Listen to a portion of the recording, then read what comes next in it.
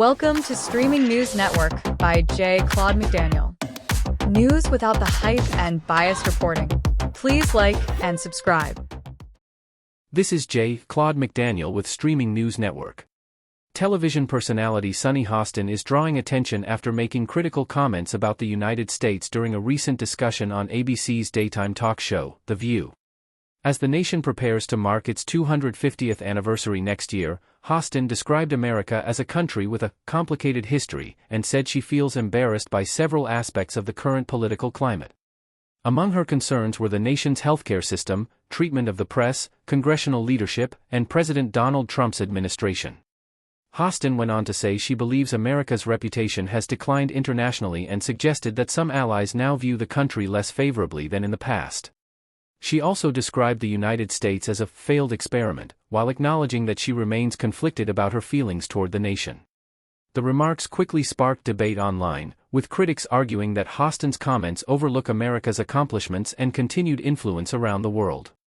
Supporters, however, contend that criticism of government policies is a legitimate expression of free speech and patriotism. The exchange comes as Americans continue to engage in broader discussions about the nation's history, identity, and future ahead of next year's historic milestone celebration. This is Claude McDaniel for Streaming News Network. A tense exchange during a recent House Ways and Means Committee hearing is drawing attention after Treasury Secretary Scott Bessent and Connecticut Congressman John Larson sparred over the federal gasoline tax. During the hearing, Larson repeatedly questioned whether Bessent supports eliminating the federal gas tax. Bessent responded that the Trump administration has already asked Congress to repeal the tax, noting that such action requires legislation and cannot be implemented solely by the executive branch. The discussion became increasingly pointed when Larson asked why a proposal to eliminate the tax had not been brought before the committee for a vote. Bessent replied that setting the committee's agenda is the responsibility of Congress, not the Treasury Department. The exchange briefly left Larson without an immediate response and quickly generated reaction online from both supporters and critics. The debate comes as lawmakers continue to consider various proposals aimed at suspending or repealing the federal gas tax. However, transportation experts have warned that eliminating the tax could significantly reduce funding for highway construction and maintenance projects, since fuel tax revenue remains a major source of support for the nation's Highway Trust Fund. This is Claude McDaniel for Streaming News Network. A California judge has denied a request by entertainer Bill Cosby for a new trial, leaving intact a nearly $60 million civil judgment awarded to a woman who accused him of sexual assault. Los Angeles Superior Court Judge Bradley Phillips ruled that Cosby failed to demonstrate any legal errors, unfair procedures, or excessive damages that would justify overturning the jury's verdict.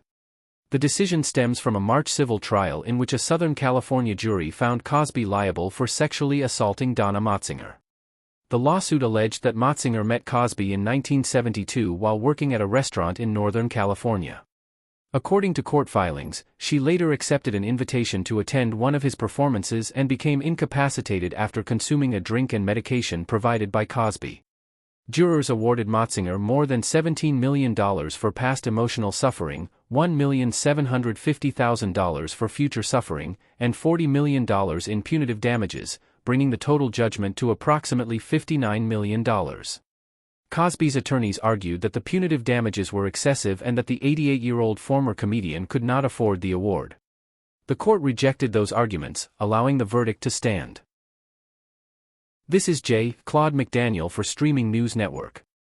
Nearly 1 year after the death of wrestling legend Hulk Hogan, Florida authorities have officially closed their investigation, concluding that his passing was the result of natural causes and that no foul play was involved. The Clearwater Police Department announced that investigators reviewed recordings, interviewed witnesses, and examined medical records before classifying the case as an attended natural death.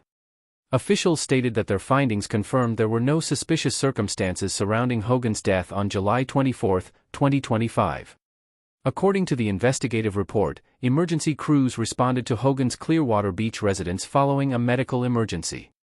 First responders performed cardiopulmonary resuscitation before he was transported to a local hospital, where he was pronounced dead later that morning.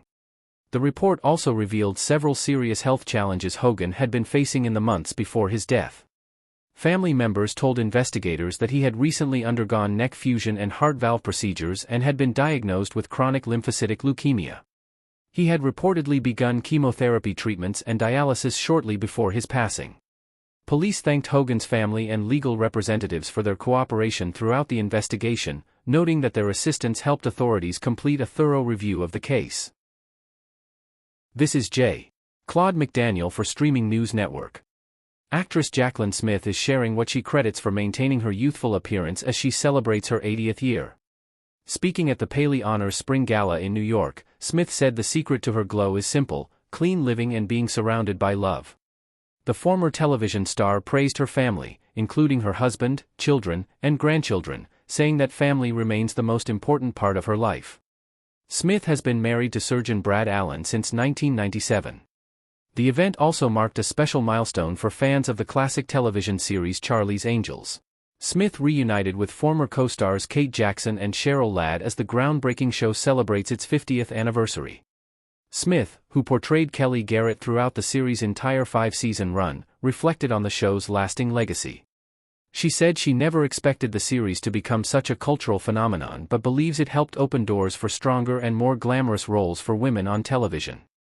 5 decades after its debut, Charlie's Angels remains a beloved part of television history and continues to attract audiences around the world. This is J. Claude McDaniel of Streaming News Network. Authorities in Minnesota and Texas are pursuing a major fraud investigation after more than 30 Spanish-speaking victims allegedly lost over $750,000 in a multi-state scam targeting small business owners. Among the victims is Rosario Hapa Sanchez, who says a food truck she had recently purchased was seized and later resold, disrupting her plans to launch a business. Investigators believe the operation specifically targeted Spanish-speaking individuals, potentially exploiting language barriers and trust within immigrant business communities. Officials say the case highlights the need for stronger outreach and fraud prevention efforts aimed at vulnerable populations. The Dakota County Attorney's Office, working alongside federal prosecutors and other agencies, is coordinating legal action connected to the alleged scheme.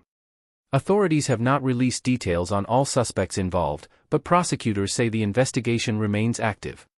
The case also comes amid broader concerns about fraud across Minnesota. Federal officials have warned that several high-profile cases uncovered in recent years may represent only a fraction of ongoing financial crimes affecting businesses and consumers throughout the state. This is J. Claude McDaniel with Streaming News Network. Federal authorities have charged 5 men in connection with an alleged firearms trafficking operation that investigators say moved stolen guns from the Atlanta area to destinations in the Caribbean and Canada. The investigation began after Homeland Security investigations and Customs and Border Protection agents discovered 3 undeclared 9mm pistols hidden inside a queen-sized air mattress at Miami International Airport. The package was bound for Georgetown, St. Vincent. Authorities later determined that one of the firearms had been reported stolen from the Atlanta area. According to prosecutors, the discovery led investigators to uncover a larger network involving firearms stolen from vehicles and then sold through intermediaries before being prepared for international shipment. Among those charged is Andre Lawler, a dual United States and Jamaican citizen known as Plug Dre. Prosecutors allege he coordinated shipments of firearms to overseas contacts, several of which were intercepted before reaching their destinations. Investigators also say evidence recovered from a suspect's cell phone included text messages and photographs documenting more than 350 firearms allegedly connected to the trafficking operation. The defendants face charges that include conspiracy to traffic firearms, possession of stolen firearms, firearms trafficking, and dealing firearms without a license. Lawler faces additional charges related to attempted smuggling and export violations. This is J. Claude McDaniel with Streaming News Network. The Department of Homeland Security says nearly 15 undocumented immigrants accused of serious criminal offenses have been arrested as part of a recent nationwide enforcement operation. According to the agency, the arrests took place between late May and early June and are part of a broader initiative focused on public safety and immigration enforcement. Officials stated that the suspects were accused of crimes including manslaughter, sexual offenses involving minors, aggravated battery, assault, and sexual battery.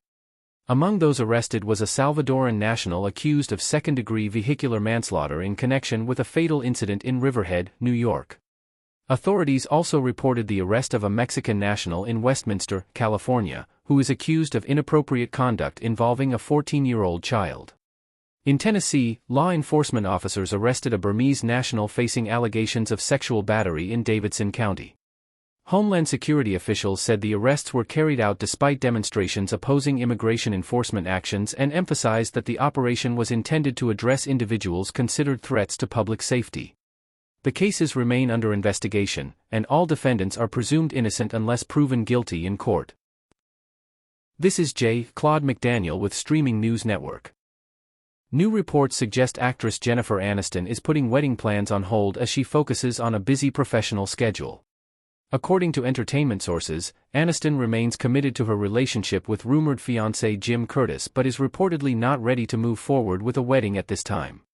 Sources claim the actress wants to ensure that any future ceremony is meaningful and not rushed by competing obligations. The 57-year-old star continues to lead the cast of the television drama The Morning Show while also overseeing her haircare company, Lola Vi. Reports indicate those commitments have left little time for major personal planning.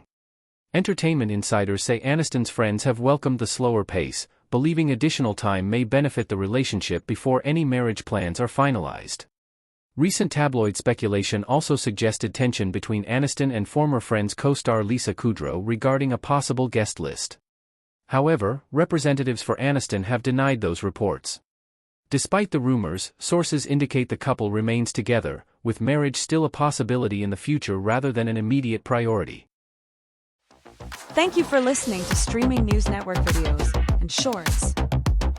Please like and subscribe to our news channel.